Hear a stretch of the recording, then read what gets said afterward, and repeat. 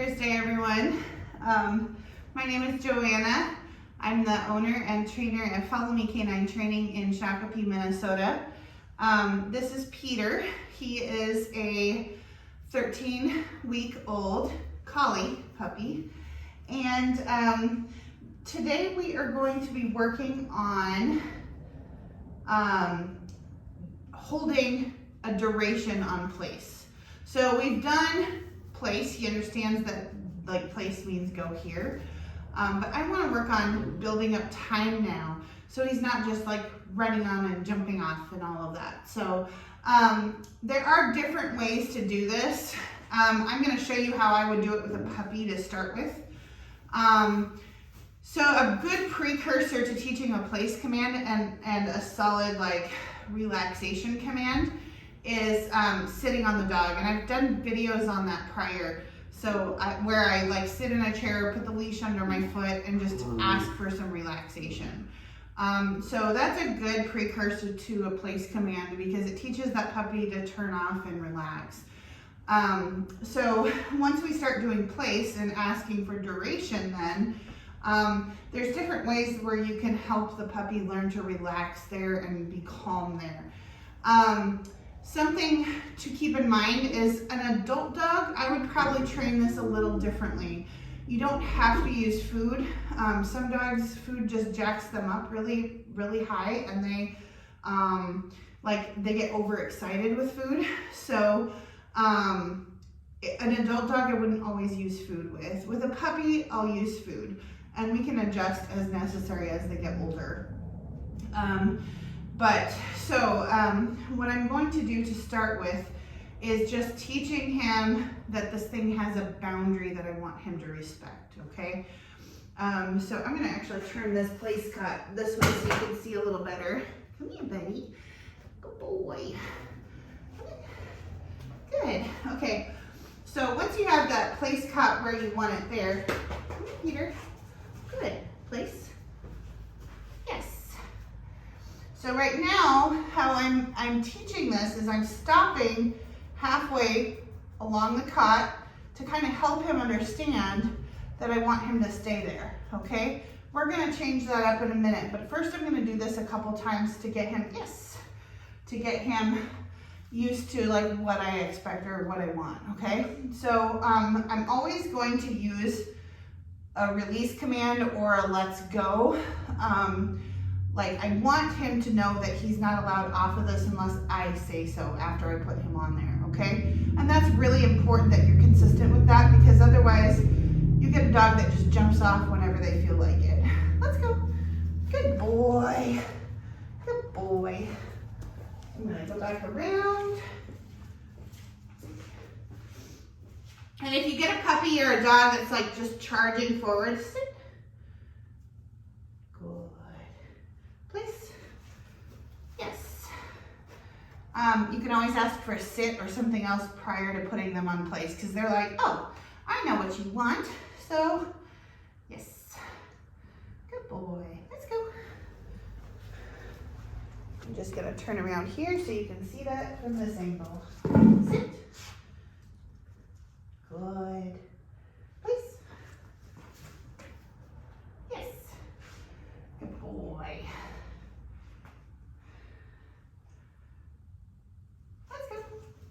Good boy. Good boy. Okay, so now that he understands that. We've done that before. So now I'm going to actually use my body language, and I'm actually going to turn the cot a different way here. I'm going to use my body language and my leash to kind of teach him that I want him to respect that boundary. Come here. And I'm going to trick him a little bit, make him think. Peter, place. Yes. Good boy. So I kind of raced him to the end, and I stopped here with my body language to tell him I want him to stay there. Yes. So once he goes into relaxed position, like a sit or a down, then I'm going to give him a little space by backing up one step. Okay, good. Good boy. Let's go. Also, I like to wait for eye contact to invite him off. Okay? So I want to look for that. Sit. Sit. Good boy. Place. Yes. So this is also very useful for doorways and teaching thresholds. Yes. It's very useful. Yes. It's useful for teaching doorways and thresholds. Good. Do you see? Yes. Let's go. Come on. He's watching my hands because I reward with my hands. So I want him to start making eye contact more. Good boy, yes. And you can kind of minimize that by, if your dog cues into one hand over the other, you can start rewarding with the other hand and switching it up. Peter, please. Yes. Good boy.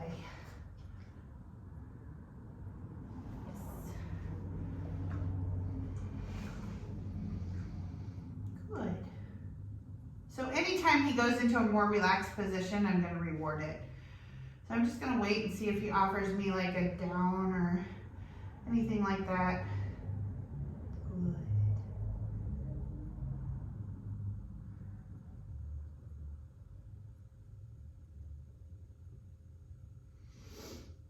Good, yes. That's okay. We'll get there. Let's go. Good boy. Good boy. Peter. Good. Place. Yes. He was anticipating me running to that end, so I tricked him and made it a little, I made him think a little bit. Yes. So if, let's say he was going to get off of this cot and I could tell he was going to get off, that's where I like to correct the puppy with a little bit of spatial pressure. So I would say no, walk into his space and make eye contact with him until he goes back into a calmer position or a relaxed position like a sit or a down. Yes. Okay. So it's a very gentle way of communicating to your dog that I don't want you to move. That's like, I want you to stay there. Let's go. Good boy. Good boy. Peter, please. Good. Good. I'm going to withhold that treat and that YES for just a second. Yes. So I kind of waited for him to like settle into that place before I rewarded it. And it's good to change things up on them so it's not predictable. Yes. Good. Good boy. Good boy. Let's go. Good job. What a good boy. What a good boy. Yeah. Peter. Place. Yes.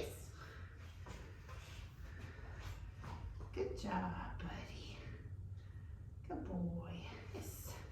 And he's finally getting to the point where going to the, like when he has to go to the bathroom, it's not like frantic. So now what I'm going to do is start working on sitting at doors and observing thresholds. I wait until the puppy has some bladder control before I do that because it's not fair. If they have to pee really bad, like they're gonna have an accident on your floor, so get them outside. So once they start to have a little more bladder control, that's when I start to work on thresholds and respecting those boundaries. So we will start working on that. And I do that with the crate. I do that with the inside-outside doors both ways. Yes. And all I do is the same thing I did here, is I just walk into his space, put my hand out and be like, hey, this is a boundary that I want you to respect. So when he sits and gives me soft eye contact, then I allow him through the door. And I don't say sit because I want this to come from the dog. I want them to respect that space. So I don't necessarily, it's not about the sit, it's about respect, if that makes sense.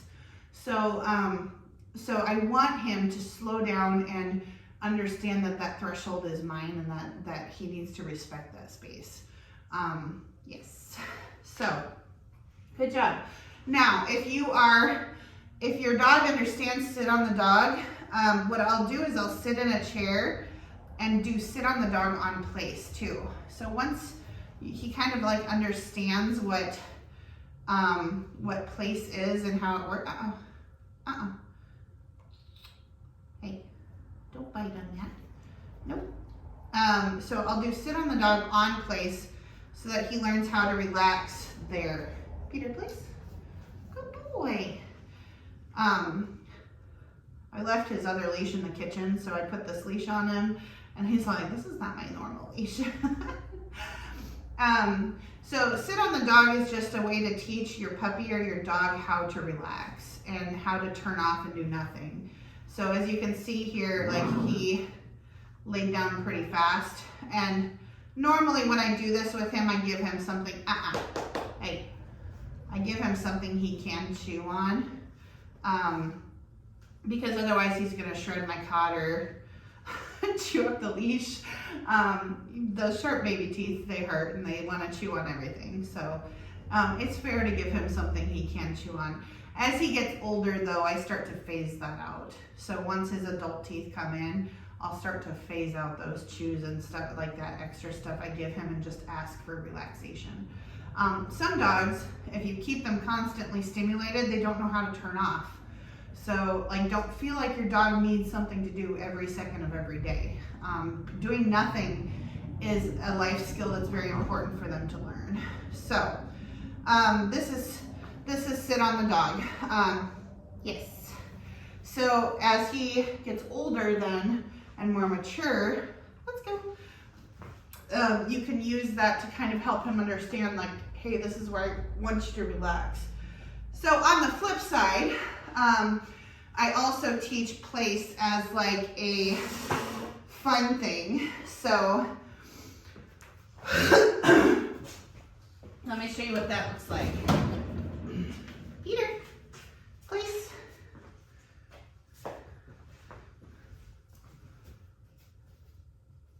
Yes. So when I say yes, he's allowed to get off and go after the toy. Okay, if he doesn't hear that yes, he has to stay there. Play, like I did a video this morning on play. Play is super important for these puppies and for learning and for building a relationship. Good boy. So it's very important that you spend time with this. And this not only builds confidence, but it helps them learn that on-off switch too, which is really important. Oh, yes. Get it. Oh, good job, buddy. Good boy.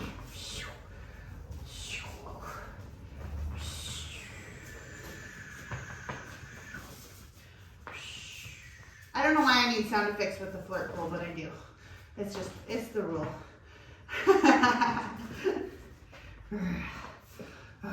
Good job. Oh, that's a good boy. That's a good boy.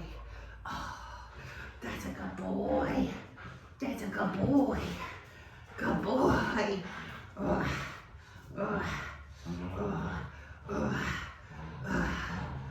Out. Good. Please. Yes. So obviously when you're working for play, it takes a little longer than it would if you were working for treats. But it's very valuable because the dog wants to make you happy so they can get to play more. So they tend to have more speed and more accuracy because, oh, you lost it. You lost it. Oh, Peter, touch. Touch. Over here. Touch. Yes. Good job, buddy. That's a good boy. Good job. Good job.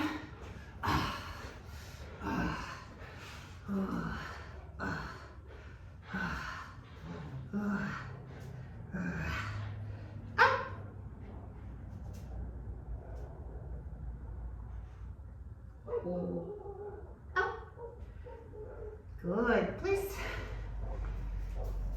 Yes. Good job. So that's my little editorial or tutorial for today. If you have any questions, please feel free to post them in the comments. And as always, please subscribe. That helps me a lot. And if you found anything useful today, then I will be making lots more videos. So if you give me a subscribe and a thumbs up, that really helps me and it helps you then because you can see more. So follow us along on this journey. It's super fun, it's exciting. And this puppy, I have high hopes for him. He's a great dog. So I'm so grateful for him every day. If you're looking for a great family dog or farm dog, or both, this dog, I can get you in touch with his breeder because they will probably be having another litter next year, I'm guessing. But if not, she knows a lot of people that have similar dogs that can, she can help you, point you in the right direction. So yeah, anyways, thanks so much for watching, everybody. Hope you have a wonderful day. Bye. I'm gonna get you. Oh, good job. Good job.